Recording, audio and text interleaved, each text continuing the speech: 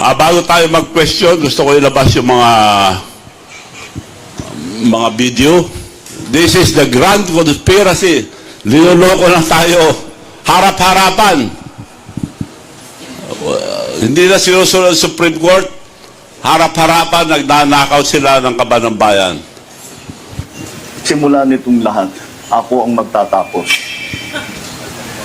Siya nag-umpisa at sinasabi na siya magtatapos. Hindi po. Nagsisinungaling ito. Siya nag-umpisa pero taong bayan na magtatapos. Sinungaling si Bongbong Marcos, siya nag-umpisa pero taong bayan ang magtatapos. Sa susunod na video, dito mag-uumpisa ang problema ni Bongbong Marcos. See and listen. Si former President Duterte ang unang nakapansin sa katiwalian sa GAA, General Appropriation Act. It is not allowed by law. You cannot pass an incomplete appropriation or bill for that matter, whatever. Pagka ganon, there's something terribly wrong. And as a matter of fact, I would say, kung may mga blanco yan lumusot, that is not a valid legislation. Kung nasa batas na yan, lumabas na yan ng blanco-blanco, either it could be filled up before or after sa Congress, pagka ganon, what must be submitted is the true and correct figure coming out as prepared by the budget submitted to Congress for appropriation. Pagkaputol-putol yan o may kulang, that is not a valid budget. It's not only inaccurate, but I think the budget is in totality invalid. Hindi na pwede mag-blanco-blanco dyan sa pera ng tao. So, kailangan nakatawa at itanggi ni Bongbong Marcos ang aligasyon ni former President. Let me tell you, as President, I am going to give you a... Kailangan nakatawa at itanggi ni Bongbong Marcos ang aligasyon ni former President Duterte para palabasin ni Bongbong Marcos na baliwala ang sinabi ni Duterte. Run for your money. Just last month, I had to read 4,057. Tama na. Take note, he read 4,057 pages. So alam niya yung GAA 2025 ang laman na nandun nakasaksak yung 100 billion na para sa kanya. Makikita niyo mamaya. Federal Appropriations Act for 2025. Because I reviewed it, analyzed it, and yes, in parts, due to them. Yeah. So he analyzed it, he studied it. I cannot find those damn blank items. Sinungaling na mastermind. Sinabi niya rito na he analyzed it. So alam niya lahat ang nasa loob and he beated it. Out of the 100 billion inserted by Saldico and Martin Romualdez, 1.15 lang ang tinanggal.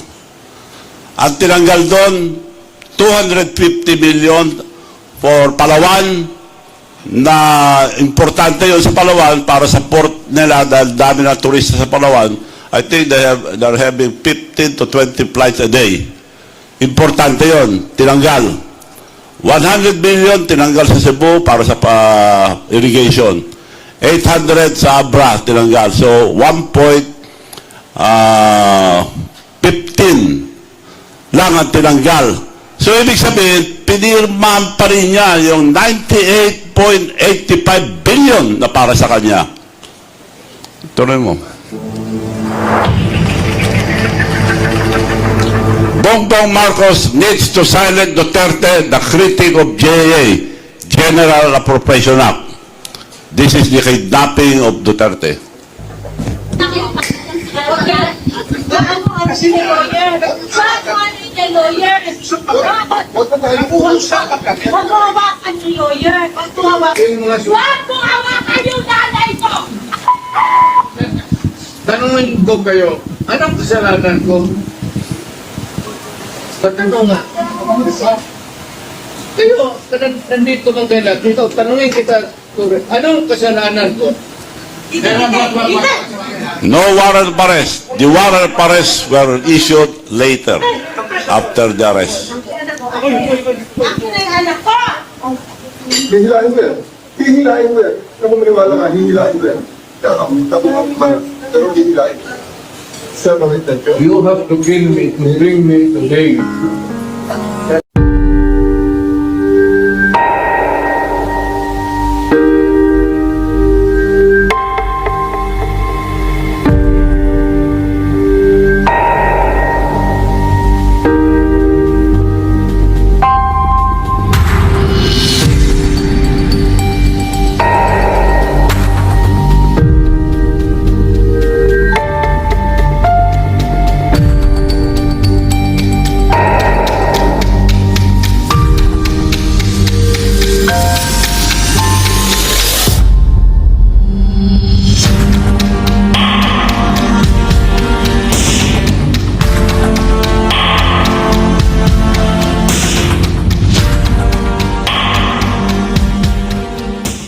Binatikos ang administrasyon, lumakas ang simpatya kay Duterte na wala ang boto sa Visayas at Mindanao.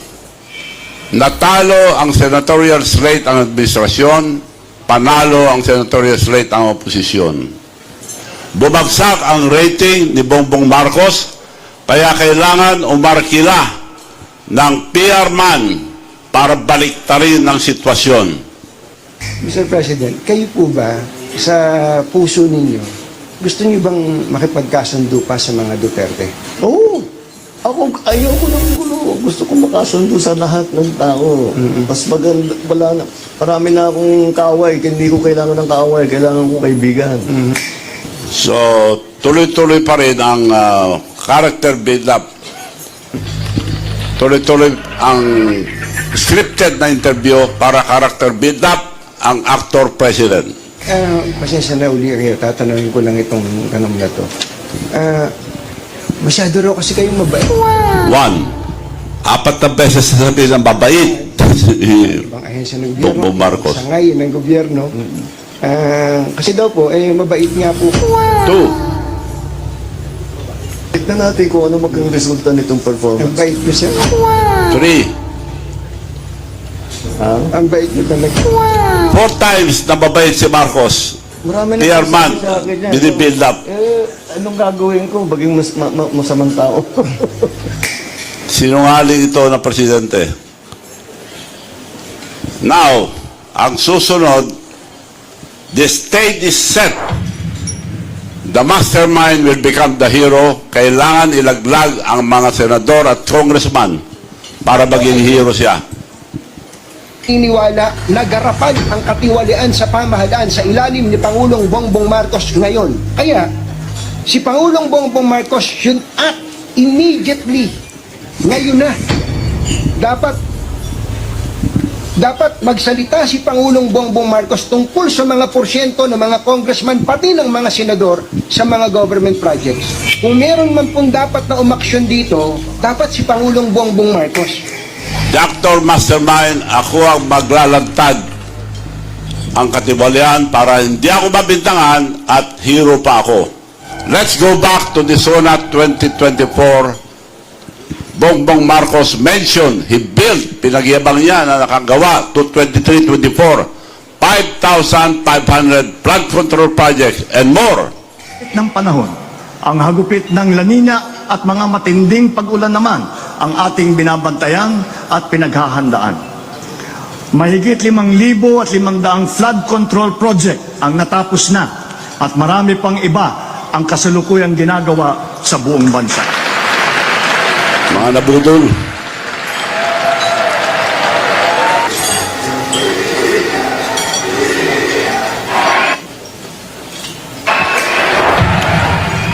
Mastermind after the SONA 2024, binintangan ni Bongbong Marcos ang kalikasan at ang mga taong bayan na hindi marunong magtapon ng basura ang dahilan ang pagbaha. President Ferdinand Marcos Jr. pins the blame on climate change and improper trash disposal after he inspects severely flooded areas in Metro Manila. The amount of water was not as bad as Undoy. But the effect was greater than Undoy. Mas marami tayong flood control ngayon kaysa noon. This is what the effects of climate change are. Sana matuto naman ng tao na huwag kayong nagtatapon ng basura dahil yung basura yun ang nagbara. Yun daw nagpara. Hindi yung mga flood control na tinayo niya. Binanggit niya na pinagyabang, mahigit 5,500 flood control ang natayo niya. Ngayon, iba na ang sinasabi. Maliwanag na pinagyabang niya ang more than 5,500 flood control project. Ang nagawa niya noong 23 and 24 for 2 years. Pero ang anomalya, ang flood control na project ay nag-umpisa noong 20, 23, 24, and 25. Dahil 22 wala pang budget. Gumawa ng pera ang administrasyon ang mga kasama at ang mga kasama niya. Mastermind at actor, dinaglag ni Bongbong Marcos ang mga contractors, engineers at kasama niya to become a hero. At hindi niya bilanggit, take note, hindi niya binanggit si Saldico, Speaker Romualdez, dahil tatlo silang, bago umupo si Bongbong Marcos, tatlo sila nag-uusap. Ang mastermind, Martin Romualdez and President Marcos, ni-recruit ni Saldico para gumawa ng mga kalukuhan. So tatlo lang sila nakakalam. So maliwanag mga kababayan, na tatlo lang sila nakakalam dito. Pagkatapos pagmalaki noong 2024 ang more than 5,500 flood control projects, sa 2023-24, biglang nag-iba ang sinasabi ngayon sa SONA 25. Pagbasdahan ang mannerism ni Bongbong, ang bibig ni Bongbong Marcos habang nagsasalita, yun daw ay epekto ng... Nag-inspeksyon ako sa naging epekto ng habagat ng bagyong Krising, Lante at Emong. Kitang-kita ko na maraming proyekto para sa flood control ay palpak at gumuho. At yung iba, guni-guni lang. Huwag na po tayo magkunwari. Alam naman ng buong madla na nagkakaraket sa mga proyekto.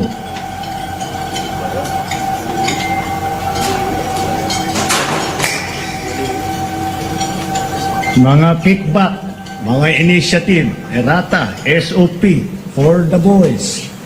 Kaya sa mga nakikipagsabwatan upang kunin ang pondo ng bayan at nakawin ang kinabukasan ng ating mga mamamayan, mahiya naman kayo sa inyong kapwa Pilipino. Sinungaling na presidente ito. Maliwanag na sinungaling. Sila nagdakaw sa panghero. Bata pa lang, ito ang sinabi ni Senator Amy Marcos. Bata pa lang kami, ni Bongbong, alam na namin, ang buong pamilya, ang problema sa kanya. Batid ko na nagdadrug siya. Amy Marcos, yung kapatid na nagsabi ng nagdadrug. Kaya hindi pwede magpatuloy ito dahil ang nagdadrugs o palaging high sa cocaine, hindi na tayo pwede, puro mali-mali lang ginagawa. Puro liwanag na, tapatan, niluloko tayo. Ninanakaw ang kabadang bayan, harap-harapan. Tama ang sinabi ni Bongbong Marcos na maraming guni-guni, maraming ghost project. At palpak na flood control. Pero sa Ilocos Norte, na probinsya ni Bongbong Marcos at distrito ni Sandro Marcos, karamihan ay nandun ang mga ghost project at palpak na project. Ipapakita ko sa inyo ang mga project sa Ilocos Norte. ICI, dalawa lang pinakita, palpak na. Pero makita nyo mamaya kung gaano kasama ang mga proyekto ron. That's in Ilocos Norte noong November 13. Dalawa lang pinakita, yan ang pinakamaganda nila. Kamay lang, natatanggal na yung semento. Nueva Era, Ilocos Norte. Yun ang pinakita. Tapos, iba pa. Alleged completed, by the way, for your information, all the projects in Ilocos Norte are paid in advance. Lahat sa buong bansa, paid in advance, kaya marami silang pera na kolekta. Ilocos Norte lang na ito. Wala pang Bulacan, wala pang Mindoro, wala pa yung iba. Sa Ilocos Norte lang ipapakita natin. All paid in advance. Yan ang mga proyekto sa Ilocos Norte. Ghost Project, Substandard, the province of Bongbong Marcos and District of Congressman Sandro Marcos. Sa mga taga-ICI, tinulungan na namin kayo mag-imbestiga sa mga substandard na project ni Congressman Sandro Marcos sa 1st Congressional District ng Ilocos Norte. Sa Barangay Gabo, Lawak, Ilocos Norte, ilang buwan pa lang ang flood control sa Padsan River nasira agad.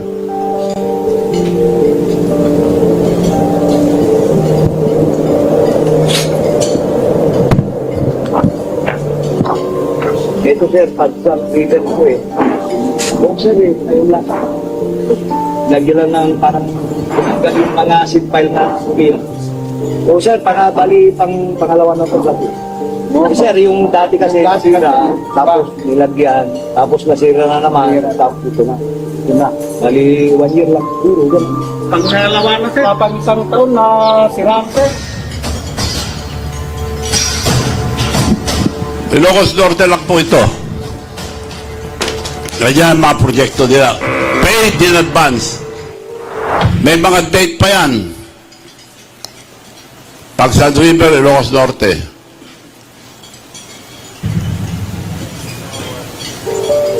Substandard. Pulo River Poblacion, Municipality of Adams, ilang buwan pa lang, nasira na ang revetment project. Sira kagad, kaya ngayon, another project na naman. Wow!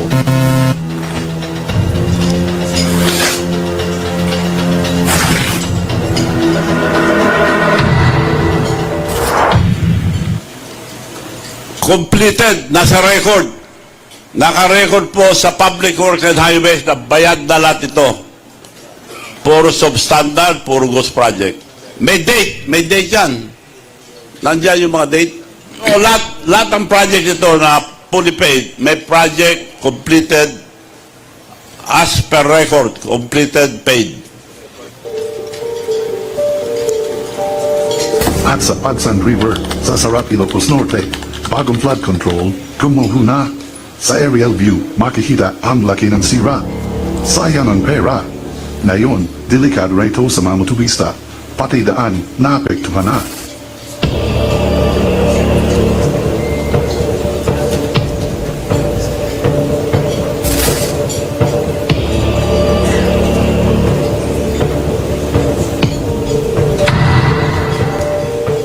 Ito, completed lahat. Sa record, all paid, completed. Hindi lang alleged to, completed with record. Another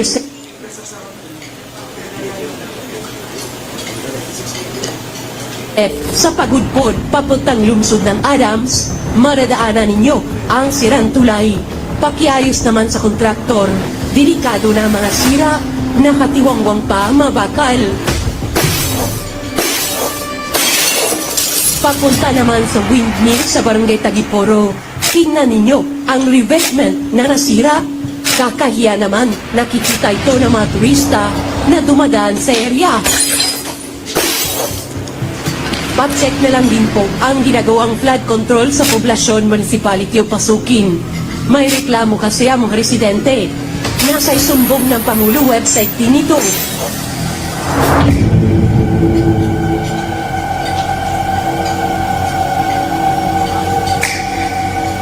Another ghost project, anomaly. Marami pa yun, ha? Because they have less than 200 flood control project in Ilocos Norte. Marami pa yun, pero tatagal tayo, kaya shortcut na natin. Another ghost project, anomaly in Ilocos Norte, December 29, as the Daily Tribune.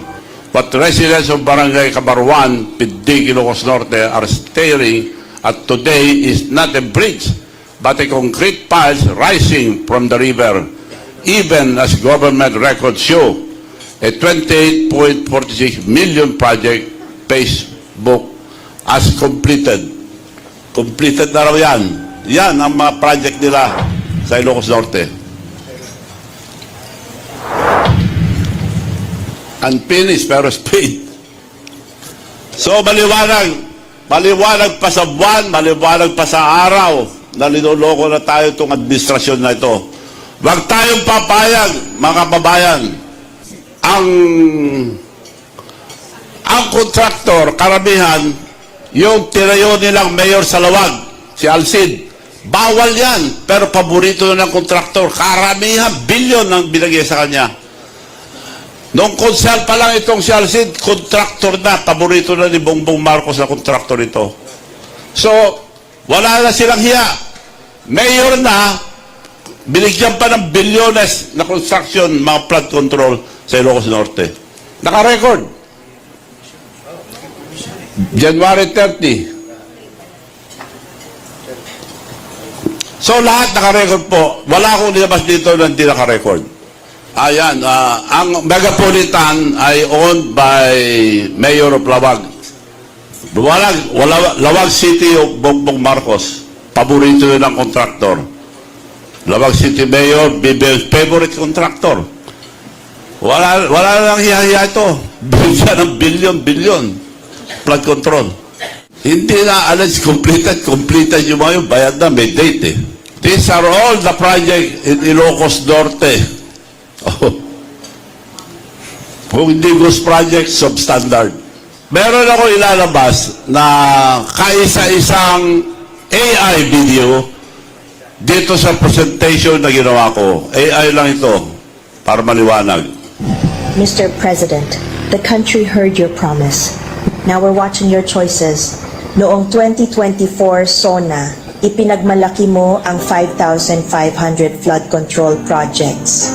Pero nang dumating ang baha ng 2024, Mother Nature fact-checked your numbers at pagdating ng 2025, unti-unti nang nabuo ang larawan ng katotohanan.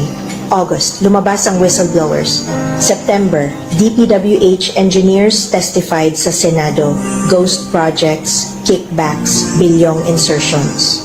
At ang pinakamalakas na pasabog, a video from Zaldico naming you and Martin Romualdez as the masterminds behind 100 billion pesos flood control insertions.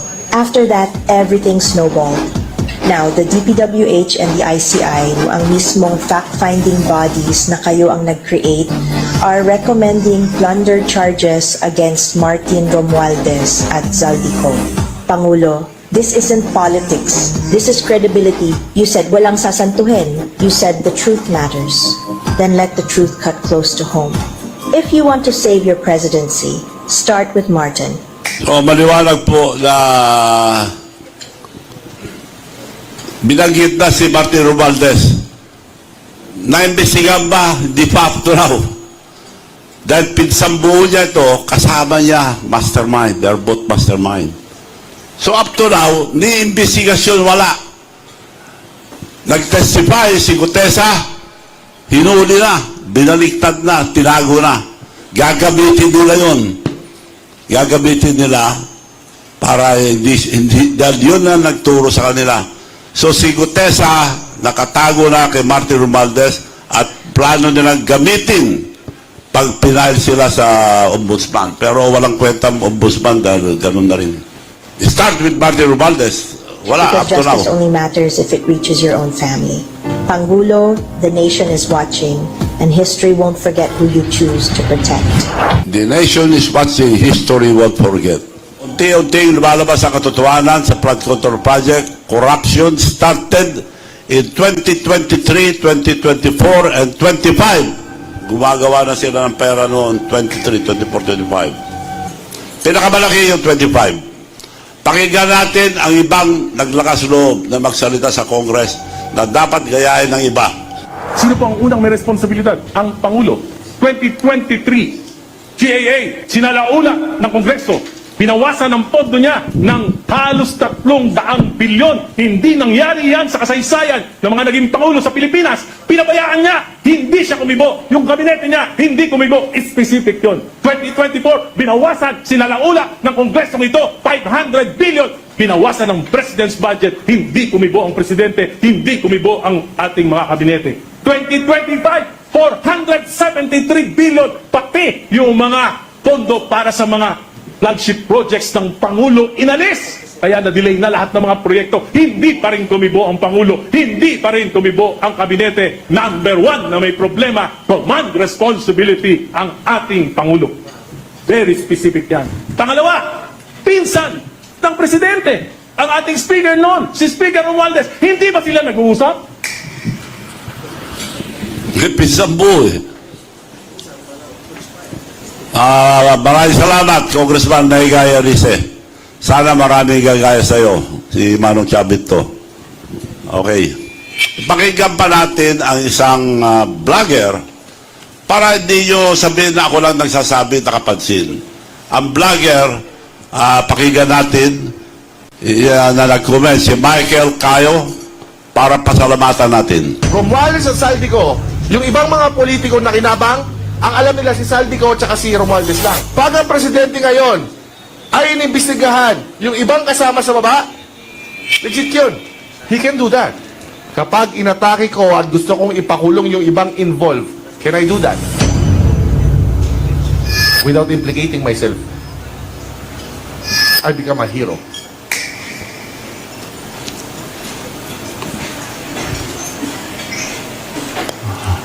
Hindi na ako nagsasabi. Hero. Siya ang gumawa, pero siya pa rin yung hero. Kaya sinungaling ang mga nagkukukain na tao. Malala na. Wala na mangyayari sa ating bansa. The only reason na nahuli niyo si PBBM ngayon, dahil kumanta si Saldico. Yun lang yung reason. Pero sa paper trail, wala. Romualdez is an evil genius. Romualdez is an evil genius. So ito po nangyayari mga kababayan sa mga hindi pa nakakita itong mga ito. So tuloy lang natin para makita natin lahat.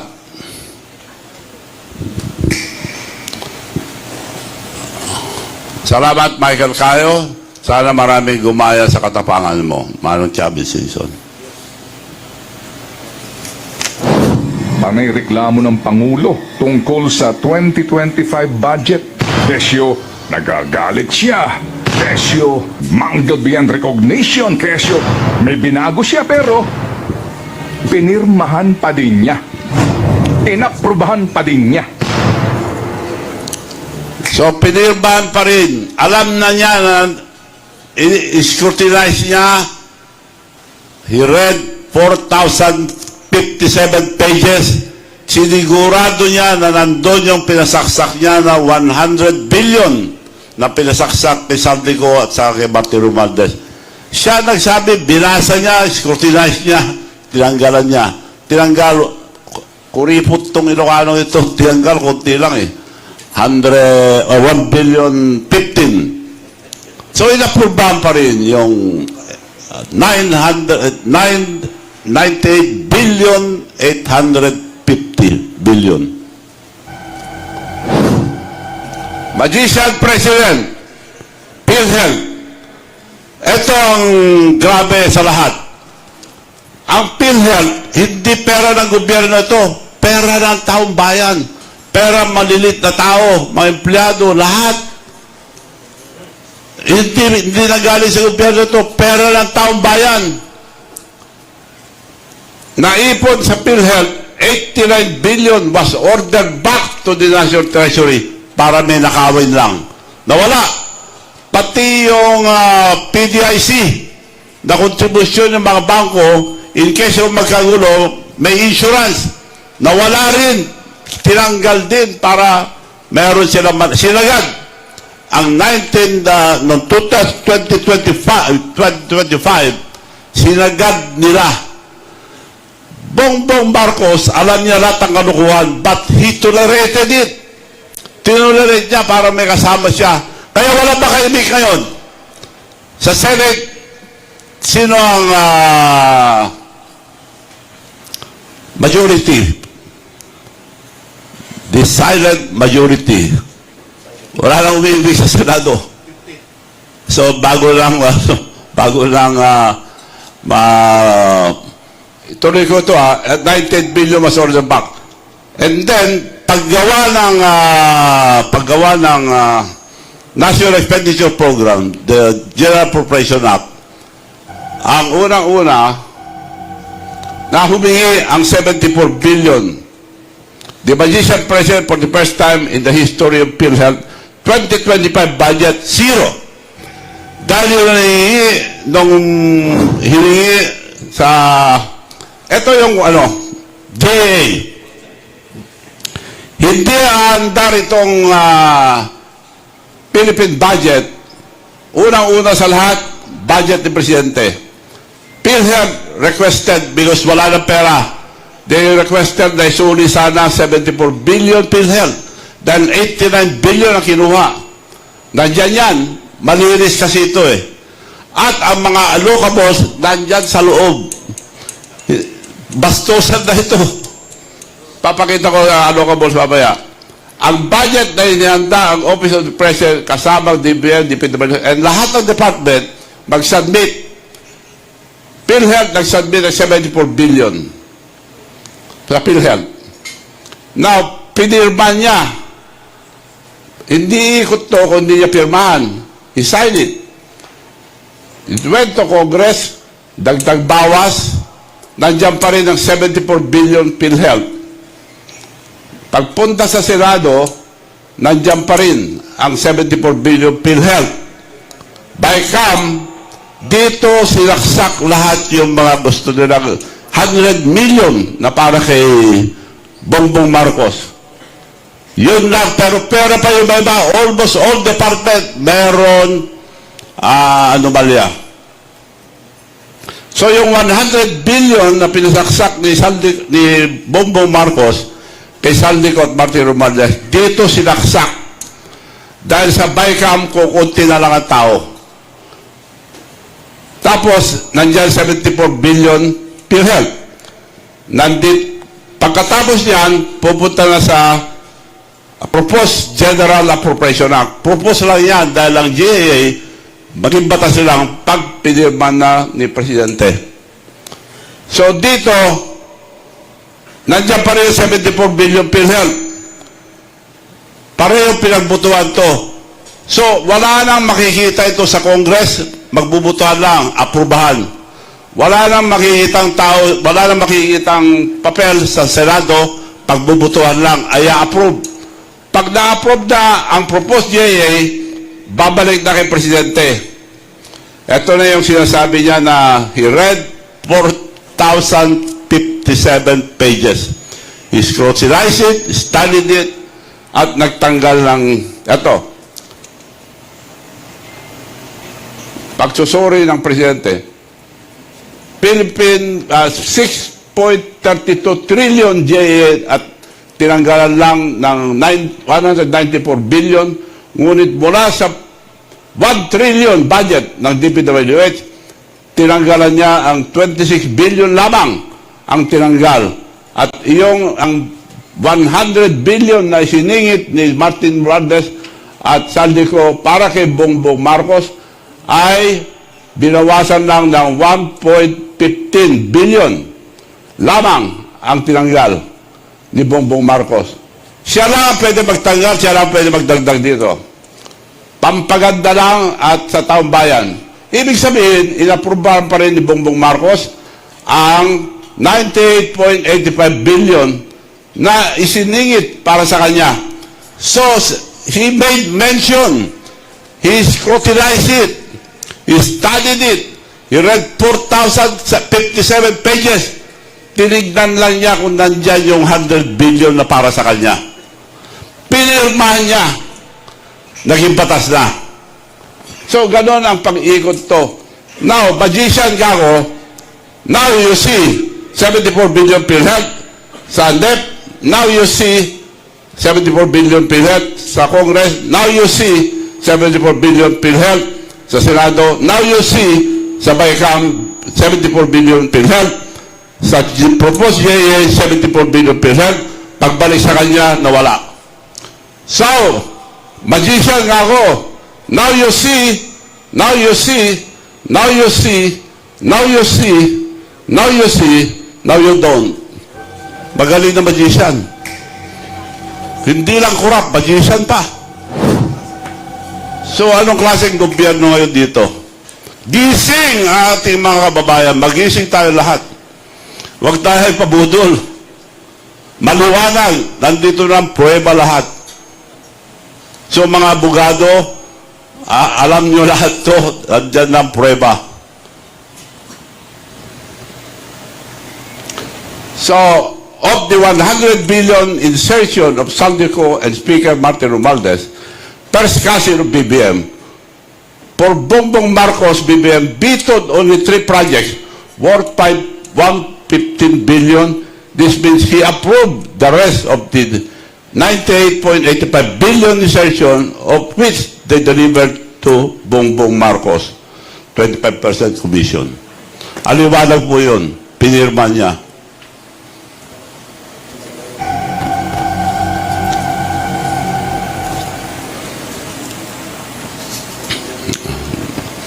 Next. Sa susunod na papakita ko sa inyo na ang pera ay makapangyarihan. Magbabago ang tao. Example, Jose Claire Castro, official spokesperson of Malacanang. Talaga si PBBM, grabe ka naman. First time ko siyang nakitang ganyan. Oo, grabe. May pangiti-ngiti pa. Grabe ka, PBBM. Alaskador. Nang aalaska na siya. Nang may ngiti. Diba? Pero, sober. Walang mura yan. In fairness, mga kaklis. In fairness, walang mura. Pero grabe ka, PBBM. Ngayon ka lang namin nakita ng mga kakli na ganyan, ha? Tuloy mo lang. Tuloy mo lang. Ang nakakataka-part na ganito, ilan na ba ang advisor ni Pangulong Marcos maliban sa mga sekretaris niya? Ibig bang sabihin nito, partner, di ba pag sobrang dami mong advisor, para lumalabas, wala ka talagang anak? Wala ka talagang wala ka talagang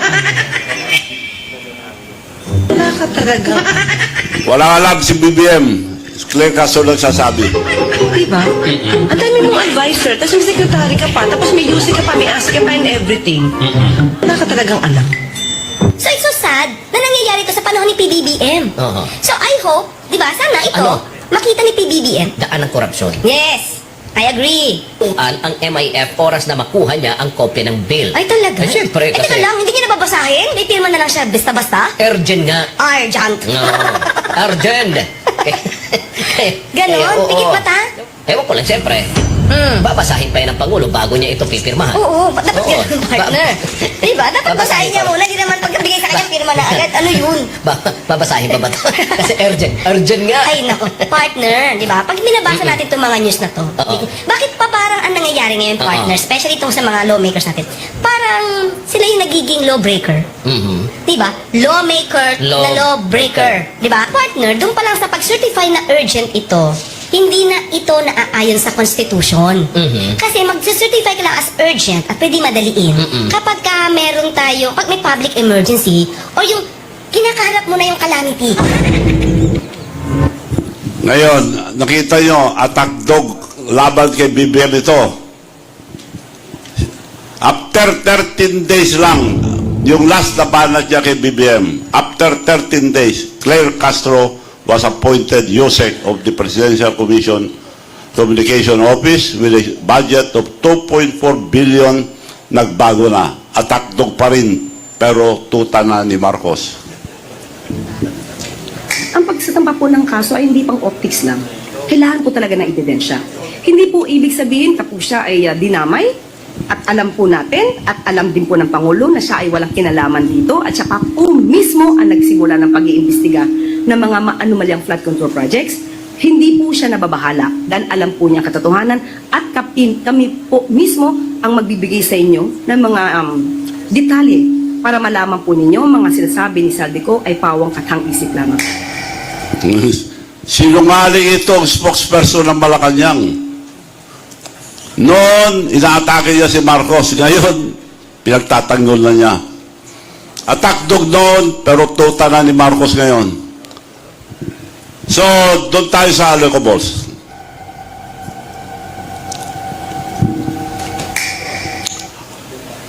Pork barrel, illegal sa Supreme Court ang mga allocables ay nasa National Expenditure Program. Nakalagay doon sa National Expenditure Program at naibigay bawang para punduhan ang mga proyekto bago pa man sila matukoy. Ang pork barrel, basta iba na ngayon. Ang pangalan niya, allocables. But the same dog, different colors. Iba na ang pangalan eh. So, ang mga allocables, top 14 lang to. Halos lahat ng congressman may allocables. Huwag tayo pumayag, mga kaibigan. Mga kababayan, huwag tayo pumayag. Binabastos na tayo. Ang dami ng ninakaw, may allocables pa. Dagdag, yan. Ang hari, anak ni Bongbong Marcos, 15 billion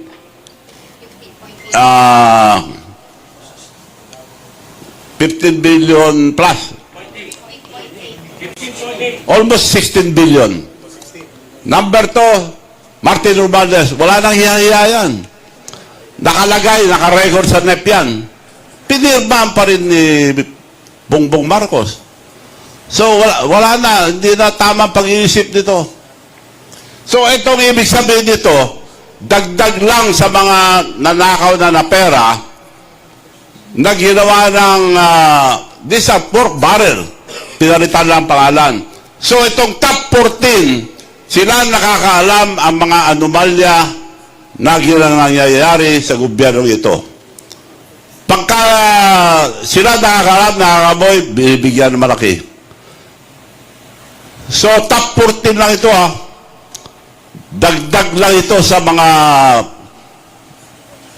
pera na nakuha nila sa gobyerno.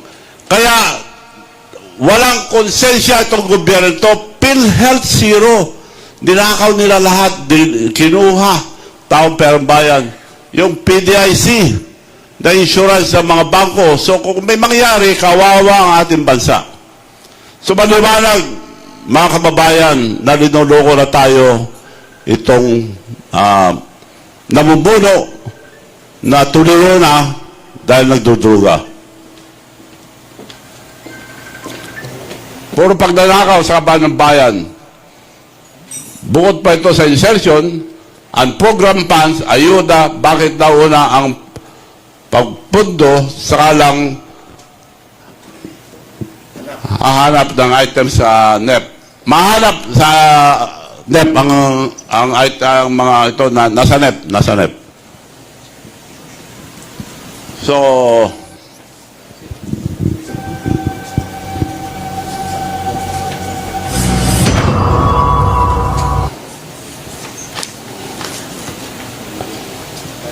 ang susunod na video ay epekto ng mga ghost project at palpak na flood control. Epekto ng ghost project at palpak na flood control. Ang kakapal ng mukha nila, sa sarap ng buhay nila, 2 beses na akong inaatake dahil dyan sa bahan na yan. So baka sa pangatlo, patay na ako. Hindi ko naabutan, makita na gumanda yung daan na yan, yung ilog na yan. Dahil sa kakakurakot nila. Sobra sila, ganun pala sila katindi. Ganun sila kagrabe na mangurakot. Hindi sila naaawa sa mga tao, sa mga batang nilulungog araw-araw pag pumapasok sa eskwela. Hindi sila naaawa hanggang liig. Naglalakad sa kalsada dito para lang makapasok. Tapos sila nagpapasarap. Binubulsa ka ba ng bayan? Wala silang awa sa mga estudyante. Ako sobrang galit ko talaga. Sobrang hirap na inaabot ng mga pamangkin ko dahil sa mga ginawa nila. Tuwing ika-4 na taon dati, ngayon araw-araw na ginawa ng Diyos.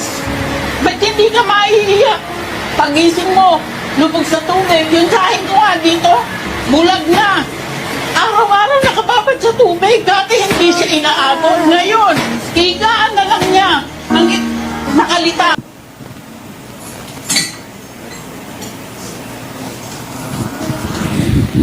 Kasalanan nito ang mga palpak na 5,500 flood control project ni Bongbong Marcos.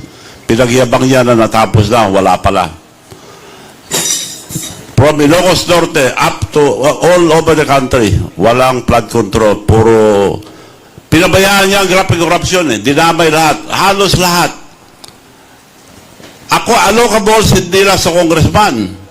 Nabigyan din si special assistant ni President. Si Lagdameo. May allocables din. Saka si Executive Secretary, 8 billion ang allocables nila. So, binigyan niya lahat para hindi siya mabintangan, para walang umangal. He tolerated grabbing corruption para makapagnakaw lang na walang sita sa kanya. Yun ang tunay na nangyayari, mga kababayan. So, magising po tayo at hindi na po tama itong ginagawa nila.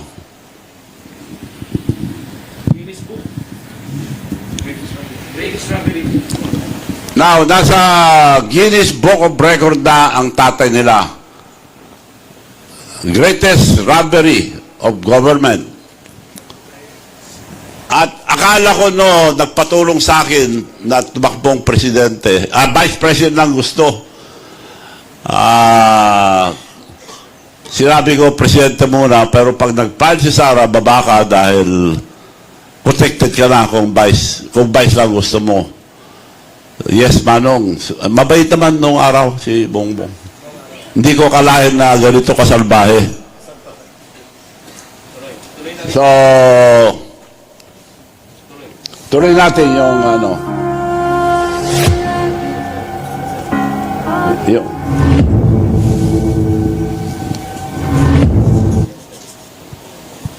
40 years, a tale of two Marcoses from father to son, a legacy of corruption. This is truly the biggest corruption scandal in the Philippine history. Noong last year, kung napansin nyo sa record, nung sinabi niya na maya naman kayo, right away, pinuna ko na. Dahil mula nung pinahiya ako sa Japan, nagtaka ako, pinag-aralan ko na, I scrutinize it, I studied it, I analyze it. Kaya pala, ininsulto na ako sa Japan dahil may gagawin silang masama. So, pinag-aralan ko rin siya mula nung binastos ako sa Japan. Kaya, napag-alaman ko na to. Kaya, lalabas na sana ako last year. Pero inantay ko itong buwan na ito dahil ito ang 48th year. 40 means a lot in the Bible. Saan yung mga 40?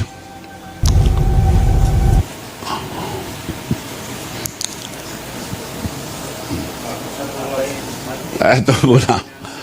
Marcos Romualdez noon, Marcos Romualdez ngayon, tama na, sobra na. 40 years apart. Ika-48 ngayon. So, inantay ko itong buwan na ito para maging 40 because 40 ay malaking bagay sa Bible. Ang ibig sabihin ng 40 is the completion and start of a new beginning. Marami pong 40. Labas yung lahat ng 40. It rained for 40 days and 40 nights. Noah. Moses fasted for 40 days before he received the Ten Commandments. Jesus fasted for 40 days. 40 years Israelites wandered in search of the promised land. 40 years Moses reigned over the Israelites. 40 years King David reigned. 40 years King Solomon reigned.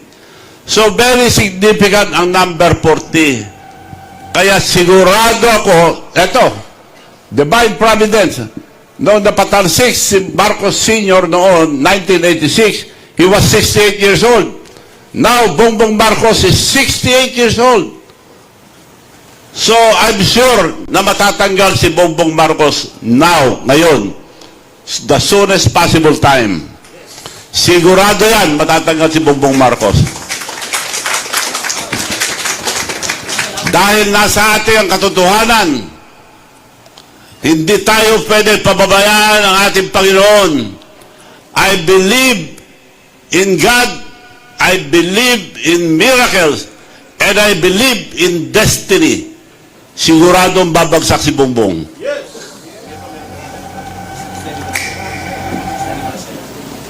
Exactly 40 years apart, Marcos Sr. was ousted from power.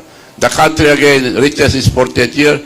That may be seen as a symbol of and will lead to removal of Bongbong Marcos at any moment now. So, tapos na ba tayo? History is repeating itself. Divine Providence, number 40, the Bible means the completion and the start of a new beginning. Okay na? Okay.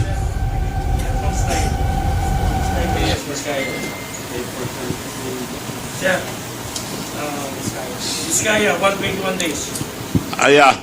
Si Diskaya, itong dalawa ito dapat testigo dahil sila nakakaalam. Kinulong na si Diskaya dahil siya nagsasabi doon na unang yung September, tinanong ang ICI, sino ang mga binigyan yung pera? Sabi ni Diskaya, Calatrava. Who is Calatrava? Siya ang head ng Office of the President for the Visayas. Ang asawa niya, kapatid ng asawa ni Martin Romualdez. Siya ang tumatanggap, siya nagbibigay ng project, siya tumatanggap ng mga 25%. Calatrava. Kaya, ang mismo nagpatanggal, si Chairman Reyes ng ICI. Tanggalin yan, hindi pwede ilagay yan. Doon tayo susunod. So, mga sumunod, sinabi ng mga binigyan, tapos, may nakalagay pa ron, binigyan namin ng 20 million sa pinagawa ni Speaker Martin Romualdez na radio station niya. Dahil maraming binibili ngayon ni Martin Romualdez sa radio station. So, ni-renovate nila yung radio station, they spent 20 million. Binigyan namin 20 million, sabi ni Diskaya, wag mo ilagay yan, tanggalin yan. Reyes mismo nagsasabi, Chairman, ICI, kanukuha niya ICI, nawala na lahat ng member, si Reyes na lang naiwan na sinungaling. So si Saldico, 121 days bago nakasuhan, pilit nilang kinasuhan after 121 days. Nung nakahalata si Saldico, na nilalaglag na dahil nagpaalam na babalik na, wag muna, kami bahala sa'yo. Masyadong mainit pa. So, diyan ka muna. Nung nakahalata na nilalaglag na siya, nagsalita na. Nung nagsalita, 7 days. May kaso, may warrant of arrest. Yan bang hustisya? Wala, kanukuha ng hustisya dito sa ating bansa. So, etong dalawa ito, importante, testigo ito dahil sila nakakaalam. Ngayon, hinahanap na yan. Pag pinatay yan, wala ng testigo. Si Diskaya, dapat ilabas para magsalita. Saan tayo magsusumbong? Wala. So, kung wala, sa taong bayan tayo magsusumbong ngayon. So, after this, we will schedule a one-time, big-time rally. And, nakikiusap ako sa lahat ng religious organization, lahat ng nagmamahal sa ating bansa, lahat ng ayaw sa katiwalian, sa graft and corruption. So lahat, inanyayaan ko kayo, pero magtatanong ako kung kailan yon, but it should be ASAP, and we will march to Malacanang. Now, I'll read to you a open letter to General Browner, the head of the Armed Forces of the Philippines. Meron pa ba isa? Orly. Ito, nasabi ko na kanina, si Orly Gutesa, tinago na ni Martin Romualdez. Babalik ta rin para gamitin nila. So, dapat yung mga Navy, ano ba siya, Navy or Marine? Kayo mga Marine, hanapin nyo yung kasama nyo. Hinuli na ito, pinababaliktad, binaliktad na yata. Para gamitin nila dahil siya nagturo kay Martin Romualdez. So, ito si Martin Gutesa. Ha? Orly Gutesa. Orly Gutesa. Ha? Ano sinabi mo? Okay. Tinago na ni Martin. Anak na ni Martin yan. Okay, kung ipapaitulot nyo, babasahin ko itong open letter to General Romeo Browner.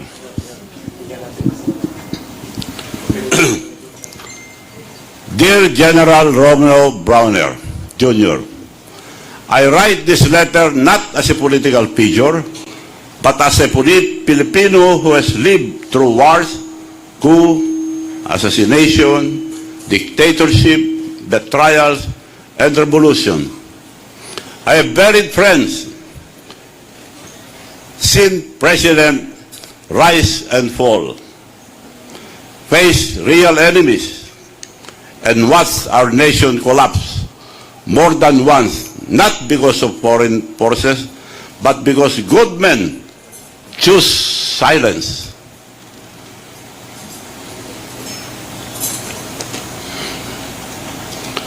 I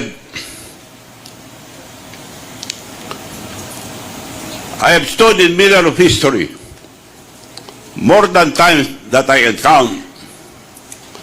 I know the smell of a dying nation, General. Sir, I smell it again.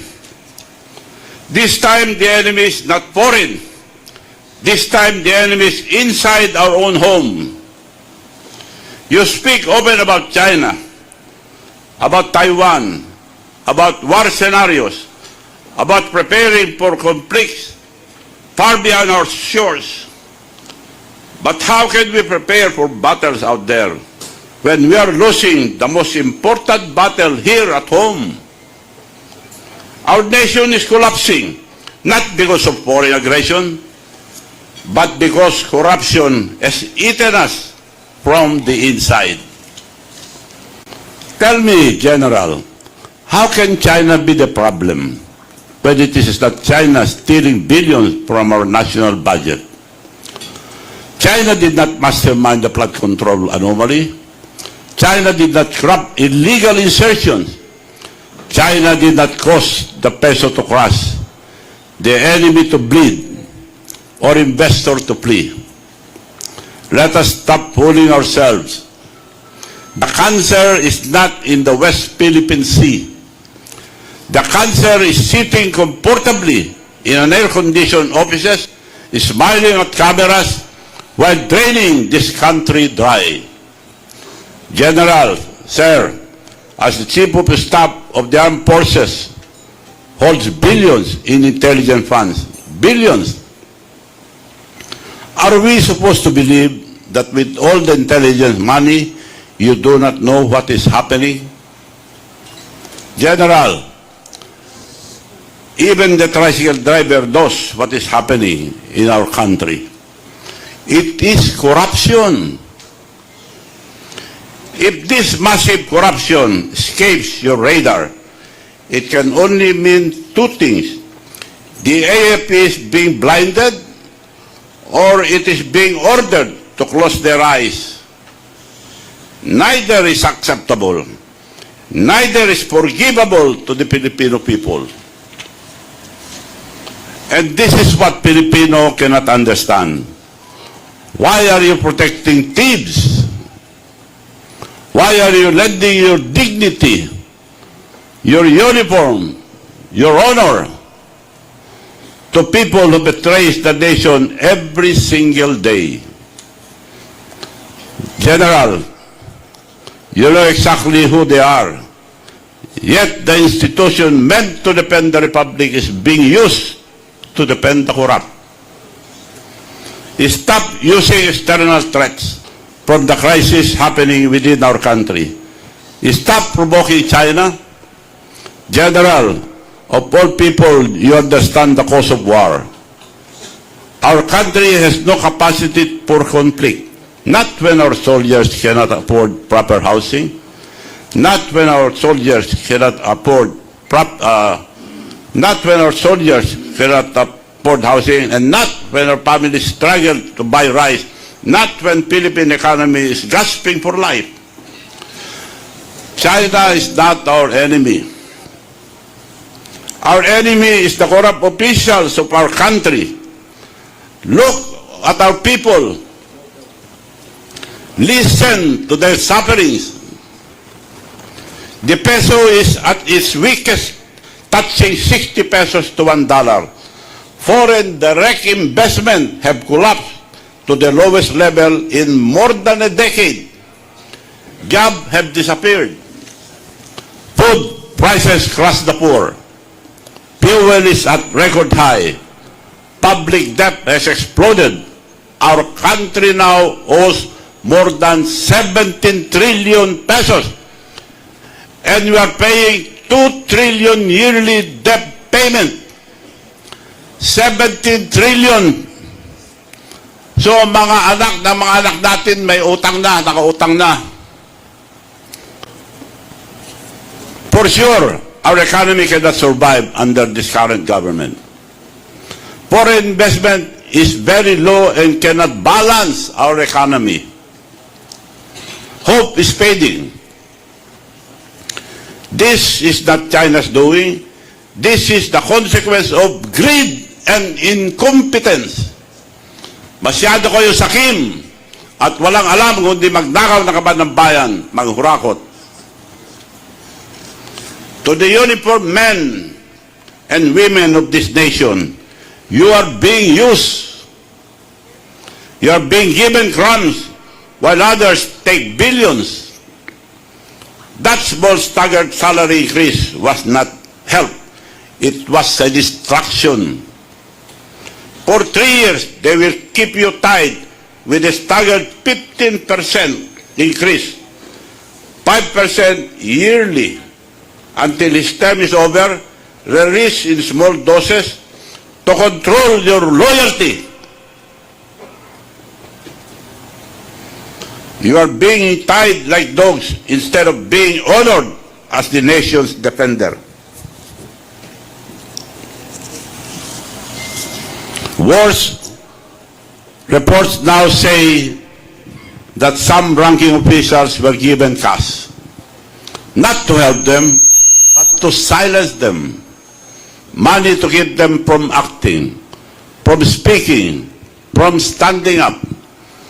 That is an insult to your uniform, your oath, and your dignity. You must show the nation that the armed forces cannot be fooled, bought, or manipulated. I challenge every good citizen, including the police and military alike, to come out and stand for our country. Stand and declare that you will not tolerate graft and corruption. Not to fight the government, but to fight the corruption that is killing our country. Give your uniform a new purpose, a purpose far greater than small pay increase, meant to pacify you. Rally behind the truth. Rally behind the Filipino people. Because your voice, when united, is stronger than any politician. And if you continue to stay silent, then that silence, speak loudly. It means you accept the corruption. General Browner, history is knocking on your door. One day, long after this administration is gone, your grandchildren and the history books will ask, where did the Chief of Staff stand when the nation was drowning in corruption? Did he protect the Filipino people or did he protect the corrupt politicians who betrayed them? At a time like this, your role becomes critical. I'm not asking you to violate the Constitution. I'm not asking you to remove the President. What I ask is a far simpler and far braver. Announce your stand against graft and corruption in a public place. Because today, silence is no longer neutral. Silence is taking sides. Silence is protecting the wrong people. Silence is betrayal. And if you stay silent, history will judge you harshly. The Filipino people will arrive at only one conclusion, and that you sold the very country you swore to protect. Once again, to the uniformed men and women of this nation, do not let your silence bury our nation we both love. Signed, Chavit Singson. Before I answer questions, I have another message to my former friend, Bongbong Marcos. Honorable Bongbong Marcos and Speaker Martin Romualdez, with your permission, I'm going to Malacanang alone to challenge you into a debate about this press con with all the media as a witness. Thank you. Maraming salamat po sa inyo lahat at mabuhay ang Pilipinas.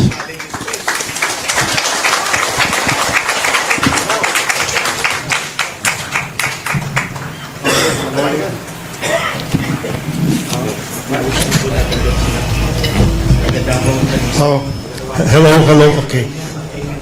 Shall we give the governor a big hand for his oath? Yeah. Okay. Dahil sa marami tayo, no, I will limit your questions to only 2, no?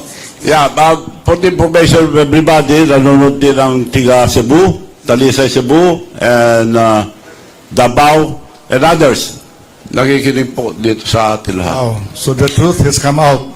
The truth has come out. Okay, so please identify yourself, your name, your media organization, and please limit your question to only 1 or may maximum 2. Okay? So, who's the first? May mic dyan?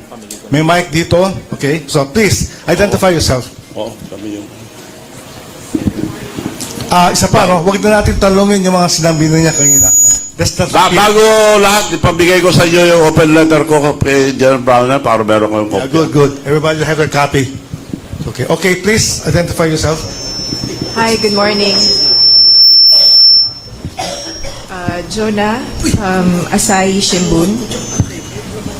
Ano yan? Please. Good morning. I'm Jonah from Asahi Shimbun. So the question is, when do you plan to go to Malacanang to, debate with the president? Yes. Also, the AI video earlier said that if the president wants to save his presidency, then he should give up his cousin, the lawmaker Martin Romualdez. Is that a minimum, or does giving up Martin Romualdez really, is that all that's needed to save the Marcos presidency at this point? No, both of them. Hindi na pwede magpatuloy pa si Bongbong Marcos dahil tuliro na sila. He is on drugs. Maliwanag, harap-harapan na itong kalukuhan na ginagawa nila. Walang mangyayari, walang maglakas loob. Kagaya ni Saldico. Paano nagkaroon ng 90 na security nung ginagamit nila sa Saldico? Ngayon, pinapauli na nila dahil kumanta. So, maliwanag na sila may kagawa nito. It's not enough that Martin Romualdez should be charged alone. Pareho sila dahil sila nakakalam nito. Silang gumawa nito. Marcos Jr., Bongbong Marcos, alam niya lahat ng kalokohan. Panahon pa ni President Noynoy Aquino, panahon pa ni President Duterte, may nangyayari ng ganyan pero maliitan. Ngayon, alam niya, hindi niya binuko dahil kung bubukuin niya, hindi na siya makagawa ng pera. He chose, pinili niya ang gumawa ng pera. Total, walang aangal. May kasalanan na lahat. Yun ang totoo nangyari.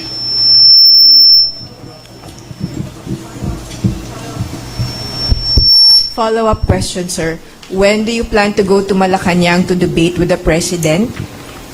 And how do you intend to help Divine Providence along? Because you mentioned that 40 years after EDSA, so 40 is a very important, auspicious number. How do you help, how do you intend to help Divine Providence along? Apart from the rally, apart from the debate, apart from the letter to General Bronner, what else do you want? What else are you willing to do? Kung anong rason nila na bakit nandiyan pa sila, yun, magdadebate kami doon. Anong rason nila? Dahil ako, nasabi ko na lahat. Divine Providence, dahil nga inantay ko itong 40th year, very symbolic ang number 40 in the Bible. Maski sa Islam, meron din number 40. So, yun, nasisiguro ko, I'm dead sure, that matatanggal. Hindi pwede ipagpatuloy itong ganitong gobyerno. Linuloko na tayo. Hindi pwede, mga kababayan, wag tayo pumayag na ipagpatuloy ito. Tuloy-tuloy na pagnanakaw nila hanggang maubos ang pera. Kinuha na lahat. Pera ng taong bayan, yung PhilHealth, PDIC, kinuha. Wala na. Hindi na mapatakbo itong gobyerno ito. Sinasagad nila. Tapos tatakbo na lang. Sorry, when, sir? When are you going to Malacanang? ASAP. Sinasabi ko na ngayon, kung bukas ang sinabi nila, pupunta ako sa Malacanang if they accept my challenge. And yung one time, big time, the soonest possible, one time, big time na rally, ASAP din. The soonest possible time, but I have to talk to all the religious organization, lahat ng ayaw ng graft and corruption, lahat ng Pilipino, kaliwa o kanan, masisino. Basta sama-sama po tayo lahat para mahinto na itong garapalan na pagnanakaw ng kaban ng bayan. Yeah, Christian Menesa po, Malaya Business Insight. Mr. Chavit, I'm just going to ask about, in 2022, you made a statement in ABS-CBN regarding that all Marcos assets are not ill-gotten wealth. Why now parang different na yung sinasabi niyo po regarding sa Marcos has been being corrupt since his father time. Ano po yung masasabi natin, explanation po natin doon? Gusto niya lampasan tatay niya eh. Nasa Guinness Book of Record ng tatay nila. Opo. So, I think he's destined. That's why I believe in God, I believe in miracle, and I believe destiny. He is destined to the throne of his father in the Guinness Book of Record. Okay. Another question po, regarding po dun sa yung fighting against the government. Sir, medyo may history tayo sa politics na parang medyo worried ang public. Pero how can you convince everyone that you're more credible as a person than those who are sitting in the administration or whatever na inakusa natin po na? Anong ibig sabihin? Yung sir, what you're accusing now is, syempre, is very big. Ang namin is yung sinasabi, syempre, automatic they will try to debunk or discredit what you're saying. What are you going to present na as a person na mas credible yung sinasabi nyo kaysa sa mga ipapalabas ngayon ng, syempre magka-counterattack yung mga inakusan nyo, particularly more credible yung sinasabi ko kay sila? Opo, so. And ang liwanag na nakawan, naka-record. Naka-record lahat ang nakawan. Anong mapapala ko dyan? Wala akong mapapala. I stand to lose everything. Pero ginagawa ko ito para sa ating kababayan. I want justice. Po, Manong, Naimbag nga Aldao Manong, si MJ po sa SMNA News. Happy New Year, sir. Sir, ngayong morning, hinuli po ng PNP si retired General Romy Pokis dahil po sa mga may panawagan po and may mga criticisms against the current administration.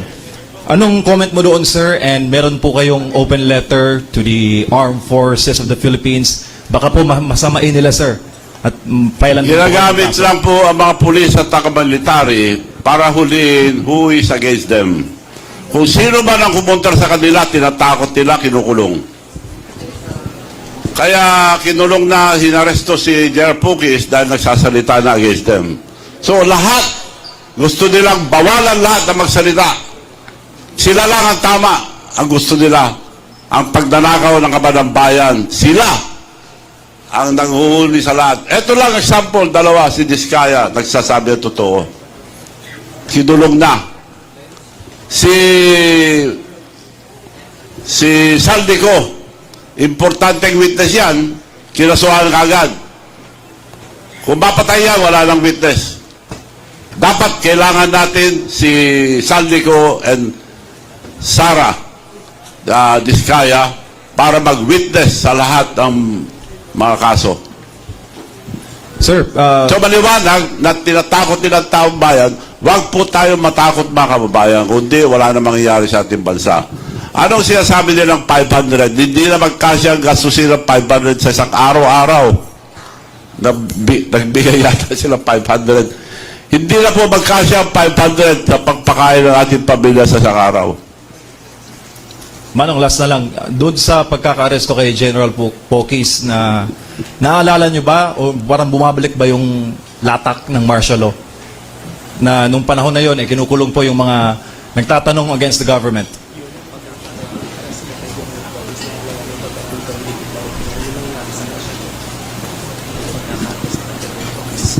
Ganun nga. Kinukulong nila lahat, yung mga umangal. Siguro, baka gusto nila mag-declare martial law. Kung mag-declare sila martial law, hindi na papayag ang taong bayan.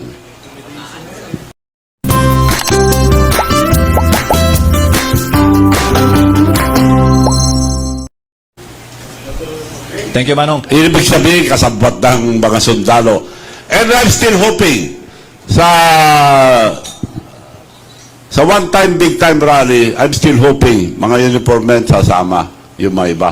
Maski maliliit. Kaya yung mga pulis na utusan, nahaharang sa mga pupunta sa Malacanang, huwag niyo pong harangin dahil ninakaw na ang kontribusyon nyo. Yung mga PhilHealth, ninakaw na para may nakawin lang. Tinanggal. For the first time ever in the history of the Philippines, PhilHealth, zero. Ninakaw. Kinuha para sinamang ninakaw.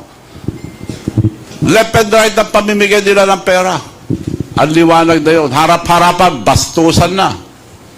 Hindi naman tayo papayag na Pilipino, gano'n na lang gagawin sa atin. Mga kababayan, lalaban po tayo. And I'm sure, kaya sinabi ko, hindi tayo pababayaan ng ating Panginoon dahil nasa ating katotohanan. Thank you, Manong. Isa lang po. Ano pong opinion ninyo sa mga sunod-sunod po na... Iza Aldana po o Philippine Insider News. Ano pong masasabi po ninyo na yung mga nalilink po sa ating flood control projects tulad nila Cabral na medyo meron po tayong mga death na mga incidents po? Ano pong opinion po ninyo? Kailangan maimbestigahan yan. I don't believe na nagpakabatay yun. Unang-una, takot sa height yun. May tumawag sa kanya na pupunta ron. At nagbalik-balik doon na may tumatawag na punta ka ron. Palagay ko tinulak. Dahil siya magsasabi, yung mga, ang balita ko, siya nakakaalam lahat yung mga kalukuhan. Hindi nila magagawa yan kung walang blessing ang Malacanang. Hindi magagawa ang public works and highways lahat yan kung walang blessing ang Malacanang. Maliwanag yan. Good morning. Val Gonzales po, DZRH.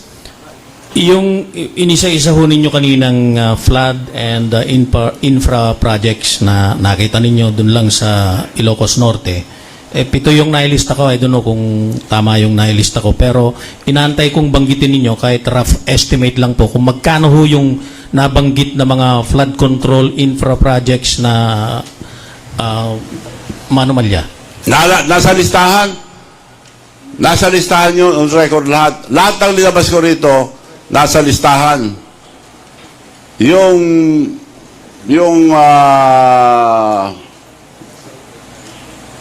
mga record, nandyan lahat ang mga record. It's all recorded. Hindi ako maglalabas dito na hindi naka-record. Opo, sige. Kunin po namin. Nasa public na yan. Kunin po namin mamaya yung Yes, estimate kung ilang projects at kung magkano yung projects. Then, ang last... At saka time and date ang pagkatapos. Nandyan lahat. So yan ang ebidensya na kalukuhan ng mga projects sa Ilocos Norte. The hometown of the president. So it happened all over the country. Example na lang sa bayan niya mismo, kaya ginawa na lahat. Kaya naglakas loob din yung mga engineers na gumawa dahil utos sa kanila para makapag-produce ng pera.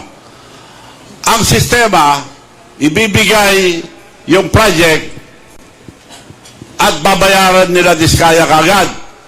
At yung project, babayaran naman kagad. Kagaya sa Ilocos Norte, lahat ng project nila bayad na in advance. Advance payment.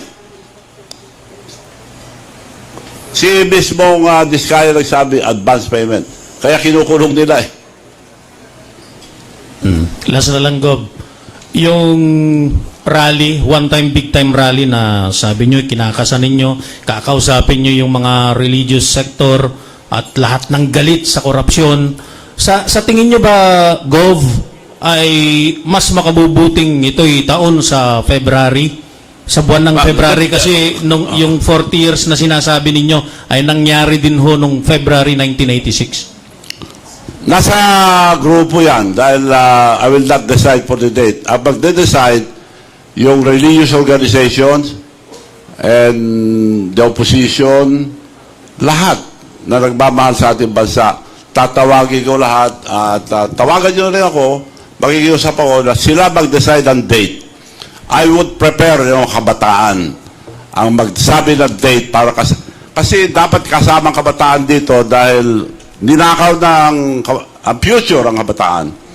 And I remember very well yung sinabi ang national hero natin. Sa dami ng sinulat, isa lang ang ano ko sa utak ko. Ang kabataan ang kinabukasan ng ating bansa. Yun ang sabi nung sa Rizal. So, nanyayahan ko mga kabataan, huwag kayo matakot. Future niyo ito. Hindi po sa amin. Para sa inyo po ito. Kung gusto niyo pagpatuloy na ganito, nasa inyo yan. Pero kung ayaw niyo, tumayo kayo, huwag kayo matakot dahil future niyo ito. Pero Gob, kung sakaling makausap ho ninyo lahat ng mga religious sector at ang sabihin ho nila sa inyo ay ikaw na Gob ang magdesisyon, prefer po ba ninyo yung date na February din? Maganda rin, para malamig pa yung February. Maganda yung February. At may sasabay din dun sa 40 years na... Yes, pasok pa rin sa 40 years.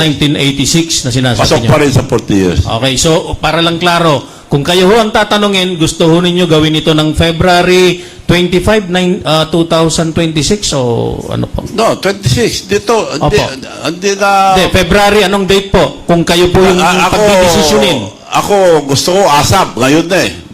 Pero depende kung anong gusto doon mga grupo. Kung February.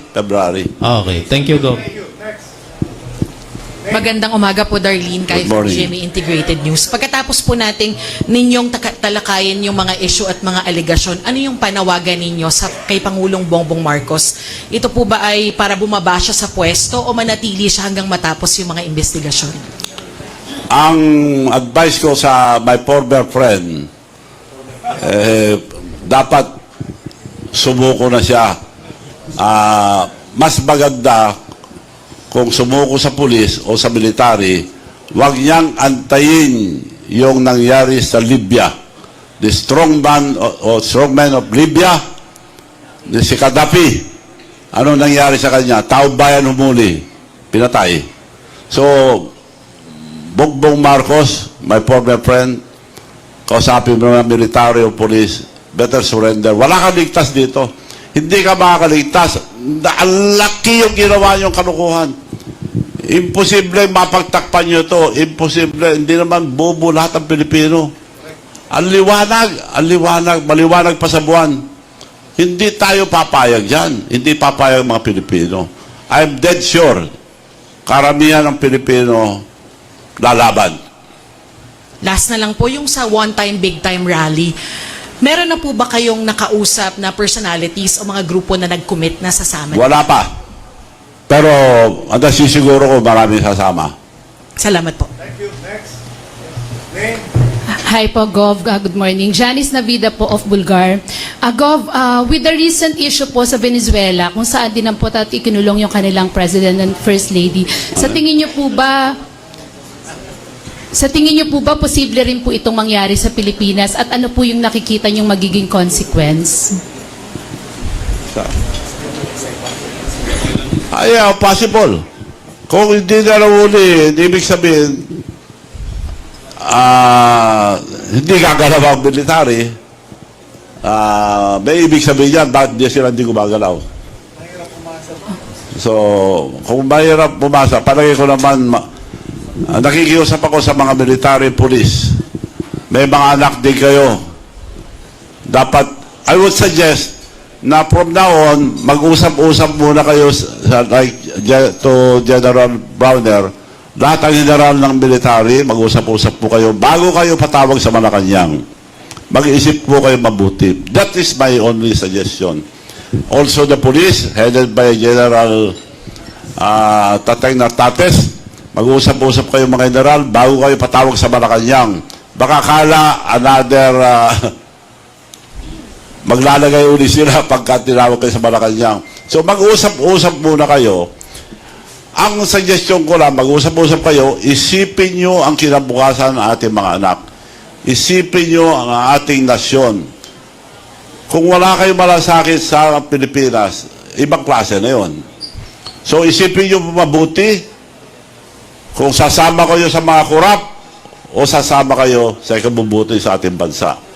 So suggestion ko lang po yun, and you are welcome to join us in that rally. Dahil di naman natin paalisin eh. Wala tayong babayolate na konstitusyon. Sabihin nyo lang, ayaw nyo grabe korupsyon in public. Baka mamaya press ko lang, hindi pwede yun. In public. They should announce na ayaw nilang nangyayari. Kung hindi, may ibig sabihin yan, involved din sila sa korupsyon. Apo. And another question po, any reaction po doon sa binitiwang statement recently ni Remulla na even the justices and judges are corrupt? Ano yan?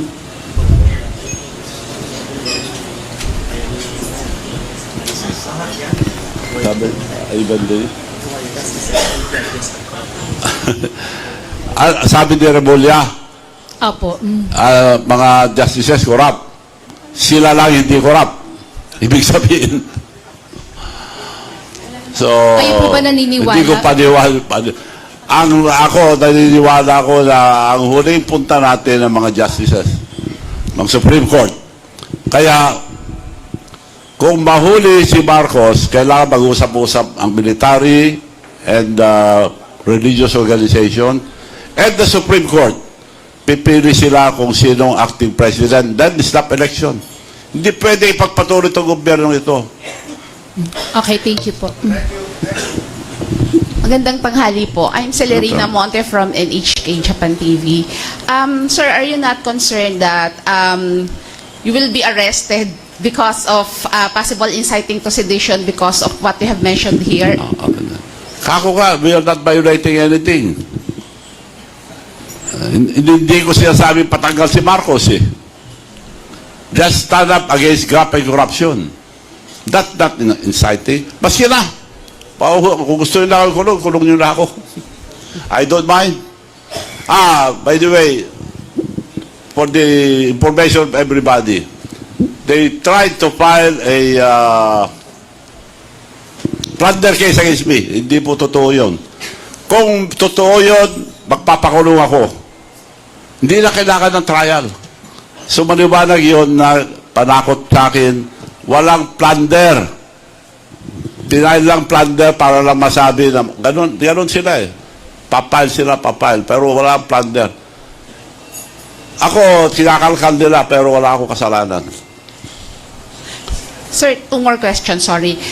You just mentioned about the possible snap election just in case Marcos will be ousted.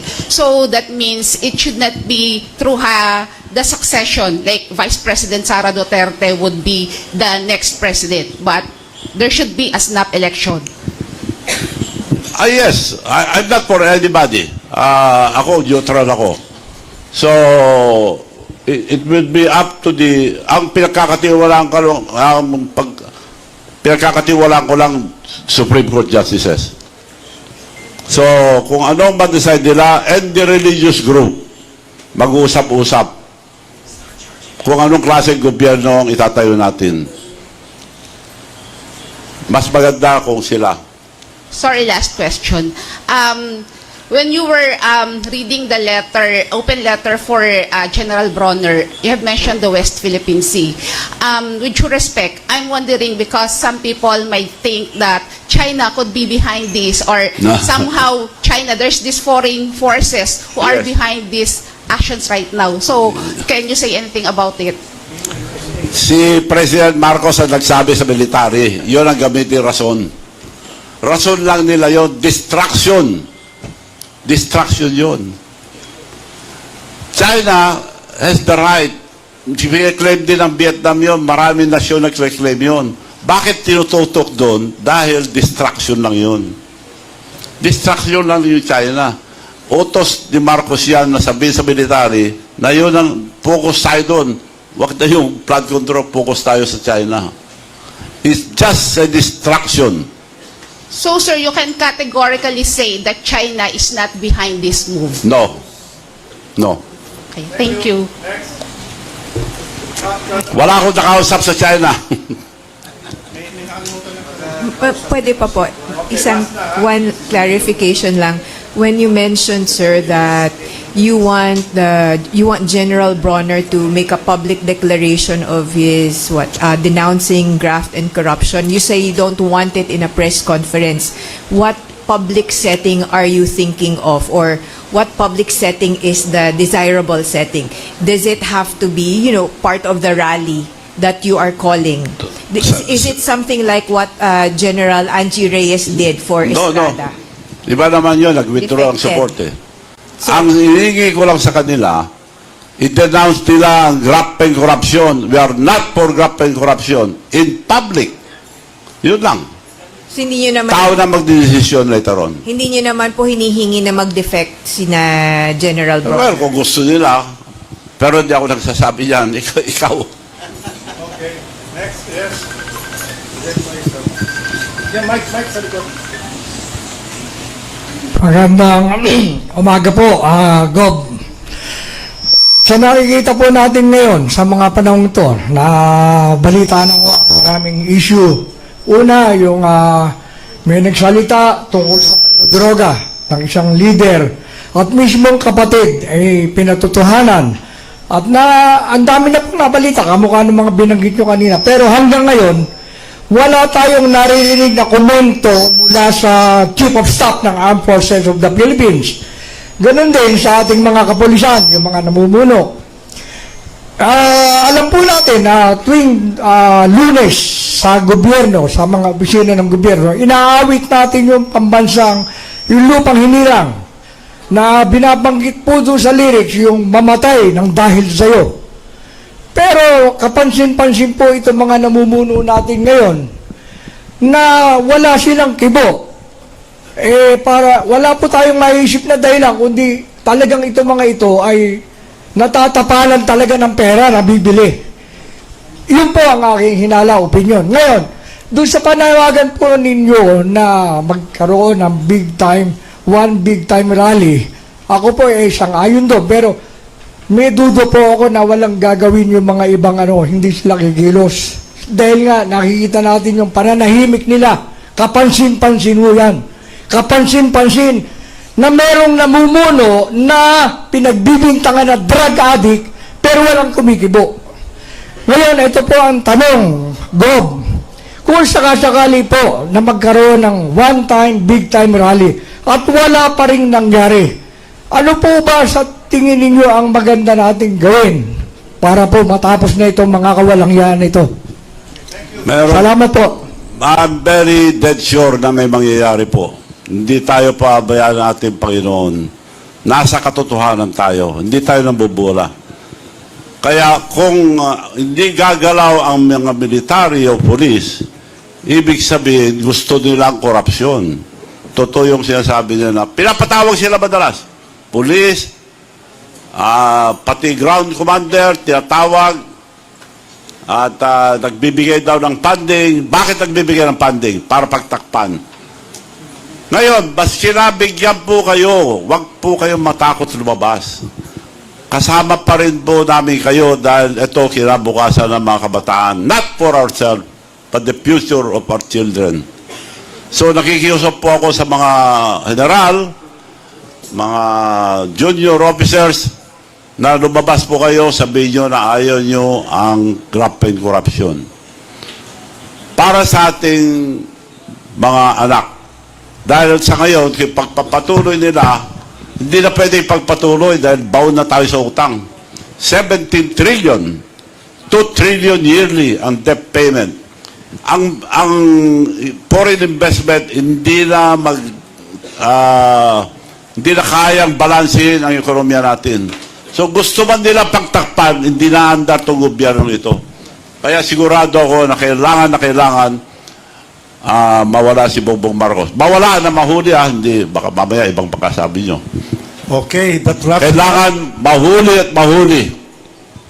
Kung hindi huliin ng polis, hindi huliin ng military, taong bayan ang uhuli. Governor, ako na magtatanong, Governor, anong New Year's resolution mo?